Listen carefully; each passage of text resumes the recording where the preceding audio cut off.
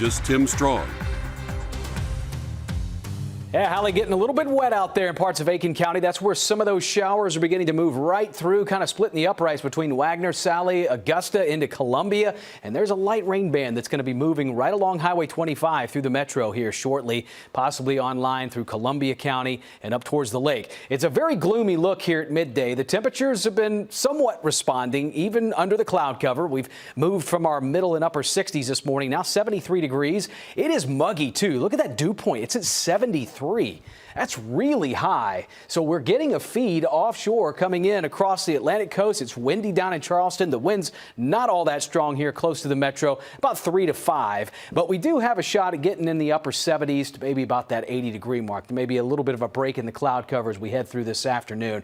But still, we'll see an occasional isolated shower heading on through about the times when the polls close between 5 and 7. Now, if you're going to be out at the Columbia County Fair, take advantage today because the weather's not expected to be that cooperative for tomorrow and Thursday, and we'll show you why in a moment. But we'll keep mainly temperatures in the 70s later on. A lot of tropical moisture is being fed across the Gulf states and the southeast, and this is because of Rafael, which is expected to strengthen and somewhat move into the Gulf of Mexico later on this week into Thursday and Friday, potentially as a Cat 1 hurricane. Now, that doesn't directly impact us here with that storm system, but it is feeding a lot of the moisture up ahead of it along the west coast of Florida and around the Big Bend in the two states. So we're really expected to see the rain chances go up as that storm system moves a little bit more to the north. So looking at Wednesday and Thursday for the rest of the week, yeah, bullseye for some rainfall, and some of that could be heavy at times. There is a little bit more of an elevated flash flood risk, slight to moderate, when that rain really starts moving in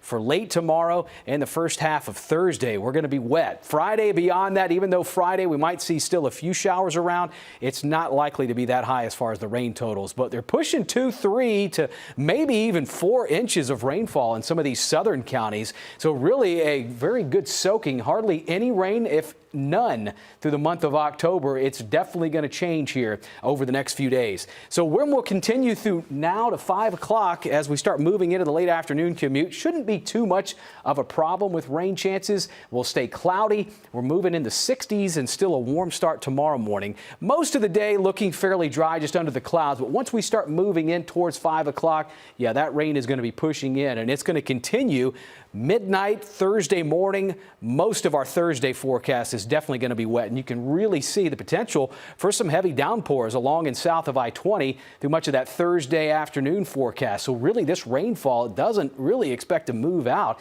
until sometime very early into Friday, kind of before noontime. So we're going to be looking at a whole lot more rain, something we have not seen in quite some time.